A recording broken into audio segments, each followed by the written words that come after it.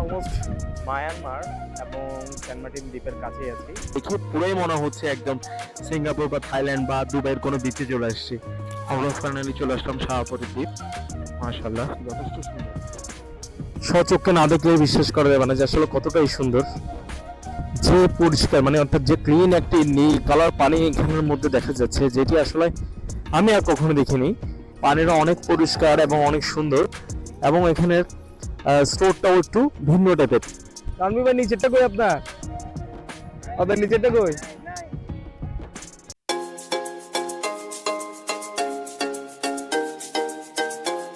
Hey everyone, assalamu alaikum. It's me Shefkati and welcome to my another brand new vlog.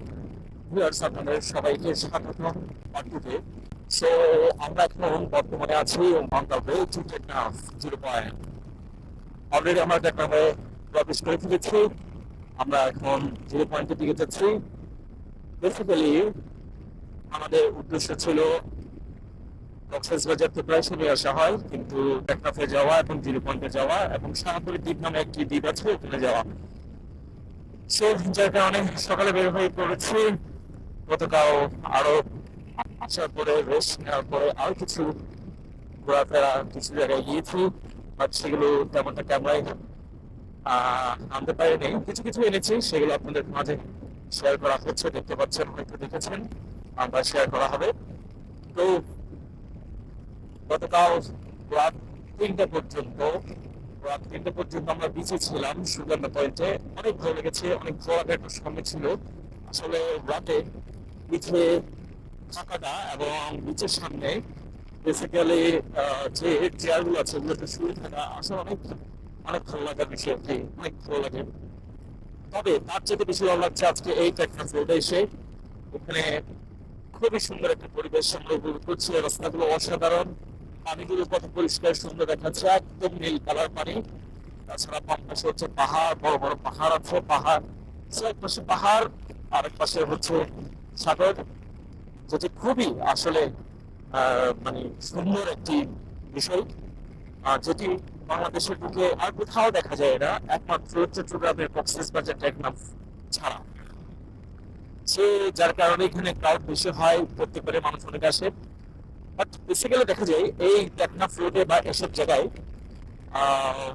বেশিরভাগই দেখা যাচ্ছে কিন্তু যাদের পার্সোনাল গাড়ি আছে, বাইক আছে বা অথবা কার আছে, তারাই বেসিক্যালি এখানে বেশি মুভ করছে।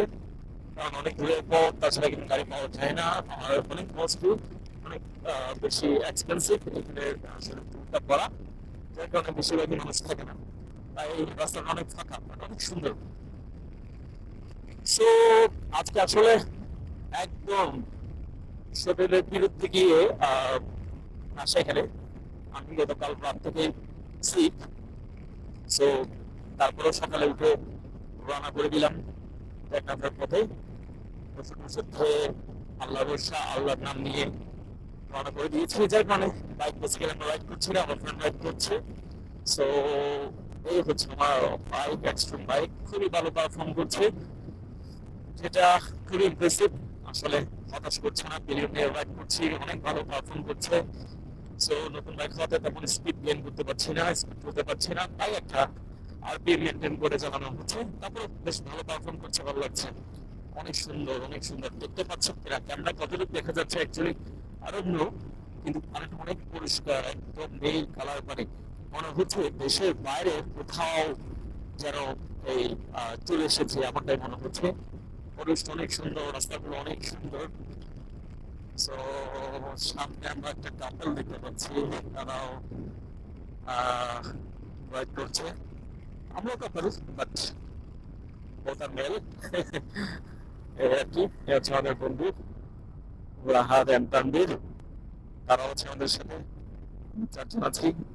ওই দূরের পাহাড়টা অনেক সুন্দর, অনেক বড়। সো কিন্তু আমার রাইড করতে খুবই মন চাচ্ছে, বাট করছি না। আমি বেসিক্যালি অনেক উইক আমি আসলে, যার কারণে করছি না। সো আমরা মনে একটু থামতে পারি, তাই নাকি?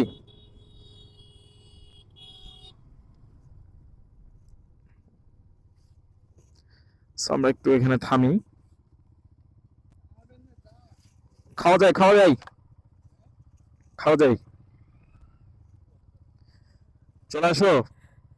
সো অনেক সিক থাকা সত্ত্বেও চলে আসছি, কিন্তু আমার খুবই বাইক রাইড করতে ইচ্ছে করছে, কিন্তু এনার্জি পাচ্ছি না, অনেক উইকনেস কাজ করছে, তাই বেসিক্যালি করা হচ্ছে না। বাট যাওয়ার টাইমে অথবা আসার টাইমে যে কোনো একটাতে করবো, কারণ এই রাস্তার ফিল্ডটা নিতে হবে। এখানে যদি রাইড না করি তাহলে সেটা সারা জীবনের একটা আফসোস থেকে যাবে, যার কারণে এদিকে কতগুলো পাথর দেখা যাচ্ছে, যার কারণে দেখতে অনেক ভালো লাগছে। হ্যাঁ, আসলে দেখবো না এটা কেমন হতে পারে। সো আমরা টেকনাফের মাঝপথে একটা বিচে নেমে গেলাম, বিচটা দেখতে অনেক সুন্দর লাগছে বেসিক্যালি, উম, যার কারণে নামা। চল তারপরে আসেন। সো একটু দেখাই, বিচটা বেসিক্যালি অনেক সুন্দর, এখানে পাথর টাথর দেওয়া, সো পাথর টাথর দিয়ে রেখেছি, যার কারণে অনেক সুন্দর লাগছে। আর পানিটা অসাধারণ অসাধারণ সুন্দর, একদম ব্লু ব্লু পানি। টান্ডার কথা মনে পড়ে গেছে, সুন্দর পানিটা আসলে একদম ক্লিয়ার। দাঁড়া ছবি পরে তুলে দিচ্ছি। সো আমরা এখন একটা যে পয়েন্টটার নামলাম, পয়েন্টটার নাম এক্স্যাক্টলি আই ডোন্ট নো কি হতে পারে পয়েন্টটার নাম, কিন্তু বিচটা অনেক সুন্দর অনেক সুন্দর। সো দেখতে অনেক ভালো লাগছে। সো বেসিক্যালি যেটা বলতেছিলাম সেটা হচ্ছে যে আসলে অনেক উইক ছিলাম, যার কারণে প্ল্যানটা ক্যান্সেল করার কথা ছিল, বাট আমি ক্যান্সেল করতে দিইনি। আমি বললাম যে প্ল্যান যেহেতু করা হয়েছে সেটা অবশ্যই সাকসেস করতে হবে এনি হাউ, সো করবো। তো এটা বলে আসলে বের হয়ে পড়েছি। সো আল্লাহর রহমতে এখনটা একটু ভালো লাগছে। তো এই হলো বিচের অবস্থা। আসলে হেলমেট খুলছি না, প্রচন্ড রোদ, সো যার কারণে হেলমেটটা খোলা হচ্ছে না। তো চলে আসলাম, এখন ভালো লাগছে। জিও পয়েন্ট যেতে হয়তো আরো অনেক সময় লাগবে, ঘন্টাখানিক সময় লাগবে। আমরা এখানে একটা টি ব্রেক দিয়েছি, আমার বন্ধুরা ছবি তুলতে ব্যস্ত, আরেকজন ছবি তুলতে তুলতে টায়ার্ড হয়ে যাচ্ছে।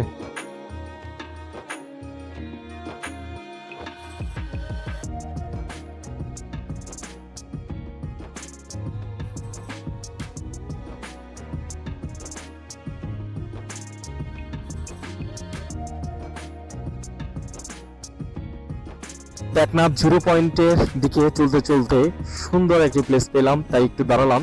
অসাধারণ একটি বিচ ভিউ, যেটা আসলে স্বচক্ষে না দেখলে বিশ্বাস করা যাবে না যে আসলে কতটাই সুন্দর।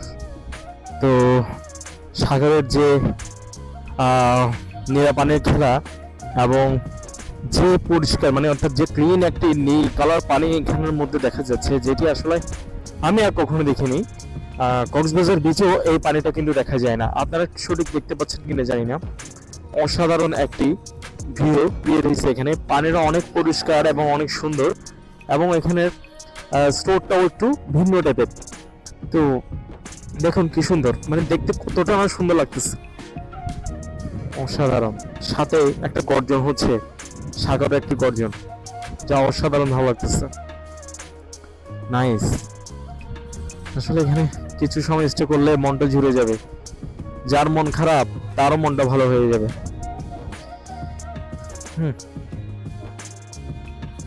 অসাধারণ অসাধারণ একটি ভিউ।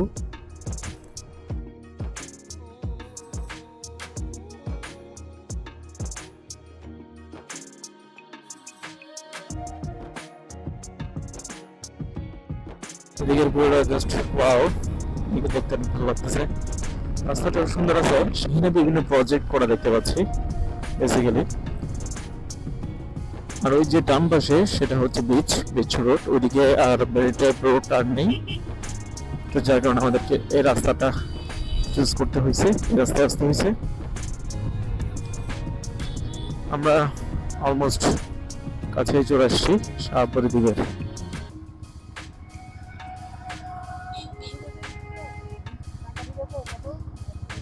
ঠিক আছে ঠিক আছে।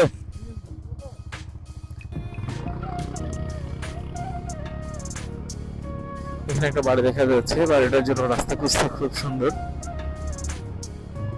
এখানে একটা সরকারি প্রতিষ্ঠান দেখা যাচ্ছে, শাহপুরের উত্তর পাড়া সরকারি প্রাথমিক বিদ্যালয়।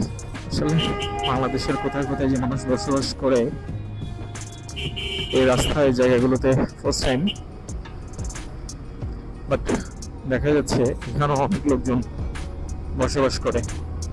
আমরা ফাইনালি চলে আসলাম শাহপরীর দ্বীপ। মাশাআল্লাহ, যথেষ্ট সুন্দর। ওয়াও, এটাই হচ্ছে শাহপরীর দ্বীপ। ওই যে সেই দ্বীপটি, খুবই সুন্দর লাগছে। এখানে একটা ব্রিজ আছে, এই ব্রিজটা দিয়ে শাহপরীর দ্বীপটার মাঝখানে যাওয়া যায়।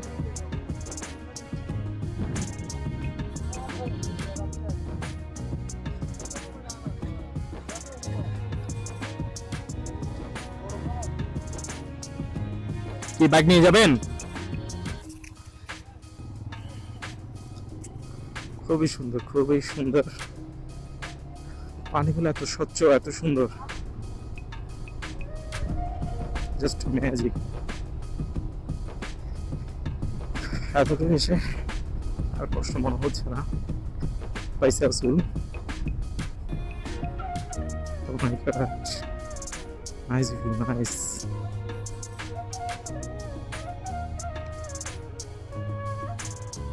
সেই সেই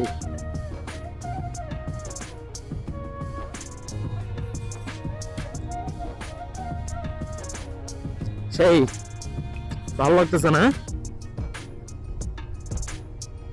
ও দ্বীপের এখানে নামা যাবে তো?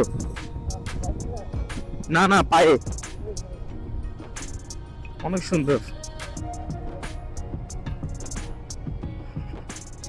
যাক, অসুস্থ শরীর নিয়ে চলে আসলাম, সেটা রং ডিসিশন হয়নি, রাইট ডিসিশন হয়েছে। অনেক সুন্দর লাগতেছে, অনেক। চারদিকে অনেক সুন্দর, আর আজকে আকাশটা অনেক সুন্দর হয়ে গেছে, যার কারণে আরো বেশি ভালো লাগতেছে। না, ওইদিকে যাওয়া যাবে না, ওইদিকে তো এটা আরেক জায়গায় যাচ্ছেন গা। এই দ্বীপের সৌন্দর্য তো এখানে। বাংলাদেশ আসলে অনেক সুন্দর ভিউ, সে একটা ভিউ পাওয়া যাচ্ছে এখান থেকে। অসাধারণ, দেখতে নাইস লাগতেছে, অনেক দেখতে অনেক ভালো লাগতেছে। বাংলাদেশ সেটা কেউ বলবে না, এখান থেকে দেখে কোনো মুহূর্তেই কোনোভাবেই বোঝার উপায় নেই যে দেখছি বাংলাদেশ। দেখে পুরোই মনে হচ্ছে একদম সিঙ্গাপুর বা থাইল্যান্ড বা দুবাইয়ের কোনো বিচে চলে আসছি। অনেক সুন্দর, অনেক সুন্দর লাগতেছে, অসাধারণ।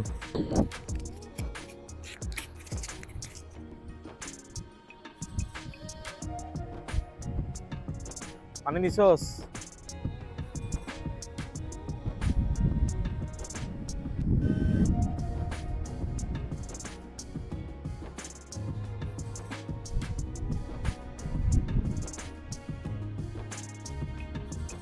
ওই যে দূরে দেখা যাচ্ছে কিছু গাছ, সেটা হচ্ছে নাকি মায়ানমার।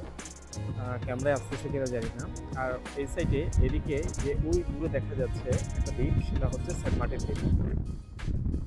আমরা অলমোস্ট মায়ানমার এবং সেন্ট মার্টিন দ্বীপের কাছেই আছি। যতটা কাছে মনে হচ্ছে অতটা কাছে নয়, অনেক দূরেই। একটু পানির স্রোতটা দেখায়।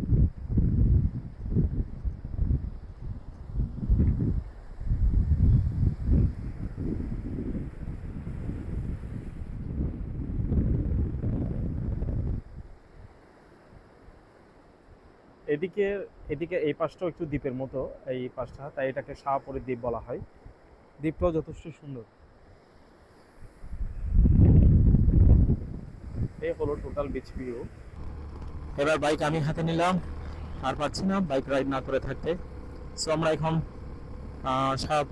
শাহপরী দ্বীপ থেকে, টেকনাফ থেকে ব্যাক করছি চট্টগ্রামের উদ্দেশ্যে। সো এখন ওয়েদারটা জাস্ট কুল, ওয়াও, অনেক সুন্দর লাগছে ওয়েদার। যখন আমরা যাচ্ছিলাম টেকনাফের দিকে তখন প্রচণ্ড রোদ ছিল, এখন একদম রোদ নেই বললেই চলে। মেঘলা মেঘলা আকাশ হয়ে আছে, যেটি খুবই ভালো লাগছে, এবং যেটি গুড পয়েন্ট আমাদের জন্য। আসলে আসার টাইমে খুব বেশি বিরক্ত হয়ে গিয়েছিলাম আমরা রোদের তাপের কারণে, এত বেশি রোদ। এখানে প্রচন্ড বাতাস, সেই বাতাসটা যদি না থাকতো তাহলে এই রোদে অনেক বেশি সাফার করতে হতো। সো অনেক ঘোরাফেরা হলো, অনেক এনজয় করা হলো। আসলে অনেক কিছুই তো শ্যুট করা হলো, আবার অনেক কিছুই শ্যুট করা হয়নি। সো হয়তো সব দেখাতে না পারলেও কিছু কিছু ইম্পর্টেন্ট পার্ট আপনাদেরকে দেখাতে পারবো, তবে তারপরও ওগুলো দেখাতে গেলে ভিডিওটা অনেক লং হতে পারে। সো কিছু করার নাই, আসলে সব কিছু একটা শর্ট ভিডিওর মধ্যে আনা পসিবল হয় না, তাই ভিডিওটা একটু লং হতে পারে। এখন আমরা এখান থেকে টেকনাফ থেকে একদম চিটাগংয়ের উদ্দেশ্যে রওনা দিয়েছি। এখান থেকে টেকনাফ থেকে চিটাগং সম্ভবত প্রায় 210 নাকি 20 কিলোমিটার। সো 210 থেকে 20 কিলোমিটার রান করেই পৌঁছে যাব। চট্টগ্রাম পৌঁছাতে পৌঁছাতে রাতের 9-10টা হতে পারে। এখন বাজে তো 3টা, 3:30 বাজতেছে। চট্টগ্রাম পৌঁছাতে পৌঁছাতে 9টা-10টা তো হবে। তবে আমার বাইকে ফুয়েল নেই, ফুয়েল নিতে হবে। বাইকটাতে একটু ফুয়েল বেশি খাচ্ছে যা বুঝলাম। এই পর্যন্ত অলমোস্ট 1500 থেকে 1700 টাকার ফুয়েল নিয়ে নেওয়া হয়েছে, তারপর এখন আবার 1000 টাকা নিতে হবে। সো ওভারঅল সব কিছু মিলে প্রায় 2500 থেকে 2700 টাকার ফুয়েল প্রয়োজন হচ্ছে। যাক, ব্রেকিং পিরিয়ড চলছে বাইকের, যার কারণে হয়তো ফুয়েলটা একটু বেশি কনজিউম করছে, কিন্তু তারপরও যে মজাটা করেছি বা যে এনজয়টা করেছি বা যে যে সিনারিগুলো দেখেছি, পয়সা উসুল। অর্থাৎ এই এক্সপেন্সগুলোকে এক্সপেন্স মনে হচ্ছে না, এই আর কি। সো যাওয়ার টাইমে যেহেতু আপনাদেরকে এই পথগুলো দেখানো হয়েছে, যদিও রাইডিং আমি ছিলাম না, তারপরও দেখিয়েছি যা পেরেছি। তো ব্যাক করার ব্যাপারটা আর না দেখাই, ভিডিও দেখে কনসেন্ট্রেশন থাকলে চট্টগ্রাম পৌঁছাতে আমার অনেক সময় লাগবে। সো যার কারণে যাওয়ার টাইমে সব কিছু দেখিয়ে দিয়েছি, এখন ব্যাক করার টাইমে আর দেখানোর মধ্যে তেমন কিছু নাও থাকতে পারে। এখন কিন্তু বিকাল বাড়ার সাথে সাথেই কিন্তু মানুষের সংখ্যা বাড়তেছে। আসলে মজাটা এখানে বিকেলের পরেই, মানে সন্ধ্যা থেকে বিকাল থেকে নিয়ে বেসিক্যালি ভালো একটা সময় স্পেন্ড করা যায় এখানে, এই আর কি। যেটা বলতেছিলাম, সো যাওয়ার পথে আর ভিডিওটাকে লং না করি, কনসেন্ট্রেশনটা পুরোটা চট্টগ্রাম কিভাবে পৌঁছাবো সেটার মধ্যেই দিতে হবে। তো যার কারণে আর ভিডিওটা লং করবো না। এখান থেকে যাওয়ার টাইম হয়তো সুগন্ধা বিচে কিছু টাইম স্টে করতে পারি, বাট সেগুলো হয়তো ক্যামেরা বন্দি করা পসিবল হবে না, কেননা আমরা সুগন্ধা বিচে পৌঁছাতে পৌঁছাতে অলমোস্ট অন্ধকার হয়ে যাবে। রাতের ভিডিও তো অত ভালো আসবে না, সো সেটা আর না করাই বেটার, এই আর কি।